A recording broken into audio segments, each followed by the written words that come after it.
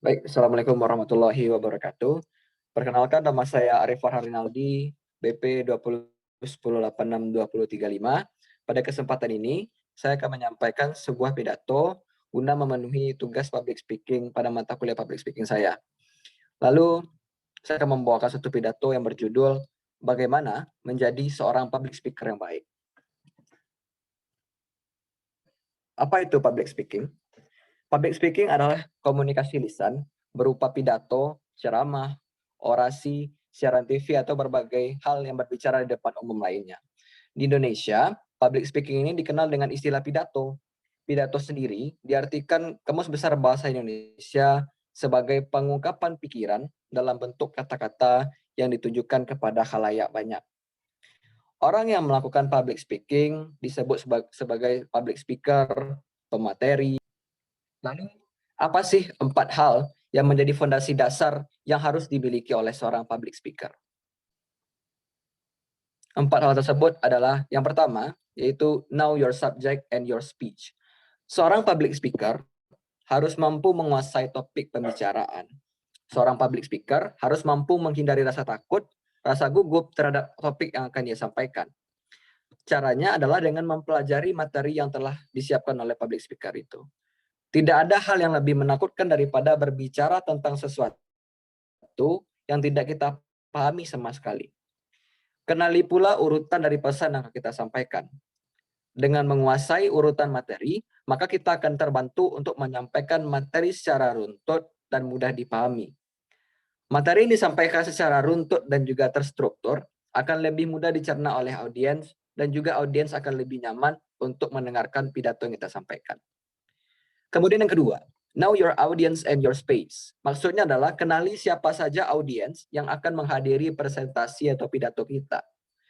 Kenali pula tempat dan lokasi di mana kita akan menyampaikannya.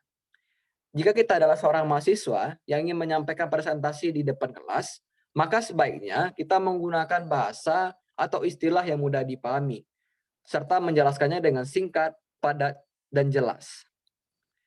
Lalu kita juga harus memerhatikan lokasi dan tempat di mana kita akan tampil. Apakah ruangan tersebut memiliki cukup peralatan yang kita butuhkan? Misalnya, apakah ruangan tersebut memiliki fokus atau stop kontak dan juga tempat duduk yang nyaman bagi audiens.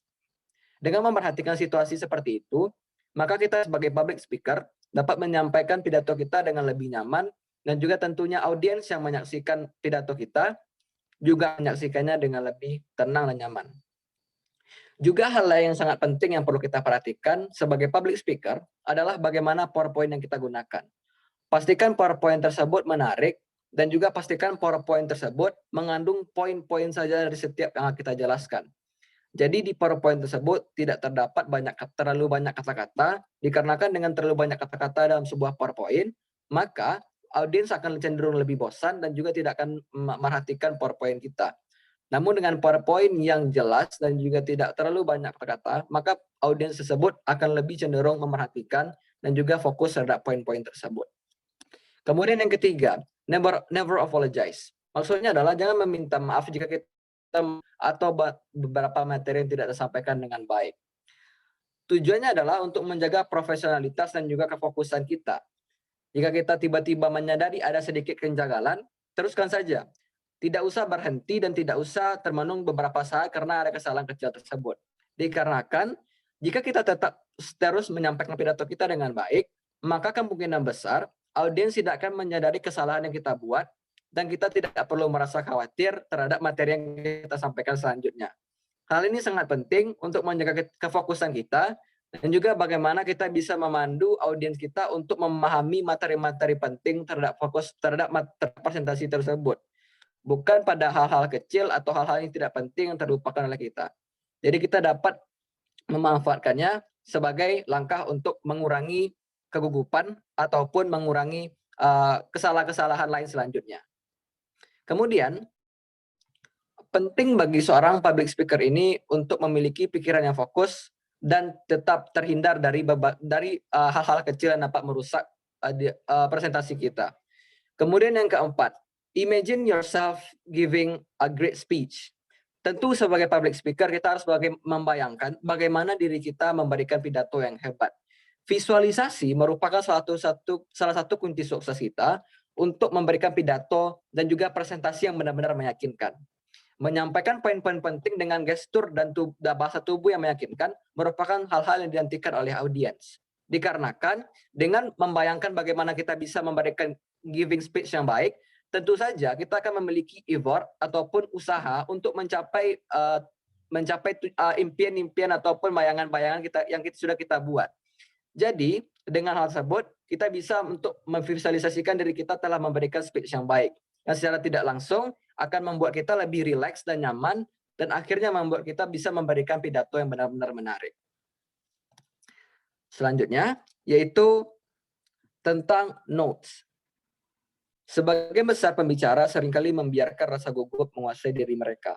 Ketika sesuatu terjadi, misalnya ada gangguan pada presentasi kita, atau kita kelupaan sesuatu, suara kita cenderung bisa mulai berubah dan terdengar bergetar, tidak meyakinkan dikarenakan kita merasa gugup. Hal tersebut tidak boleh dibiarkan. Kenapa? Karena kita harus tetap fokus pada tujuan utama kita, yakni bagaimana menyampaikan pesan. Kita memberikan pidato, ceramah, atau presentasi untuk alasan yang sangat penting. Ingat alasan penting itu, yaitu bagaimana kita menyampaikan pesan tersebut kepada orang lain. Dan yang terpenting adalah bagaimana kita bisa menemukan semangat untuk menghibur, mendidik, ataupun memberikan inspirasi kepada audiens kita. Dengan cara ini, kita akan menemukan tujuan dan maksud mengapa kita tampil di depan umum.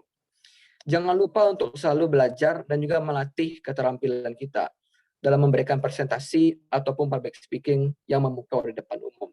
Dikarenakan dengan belajar, kita akan terus terlatih, dan dengan terlatih tersebutlah kita bisa mempelajari mana kekurangan kita. Sekian yang dapat saya sampaikan. Mudah-mudahan pidato saya dapat memberikan manfaat. Wassalamualaikum warahmatullahi wabarakatuh.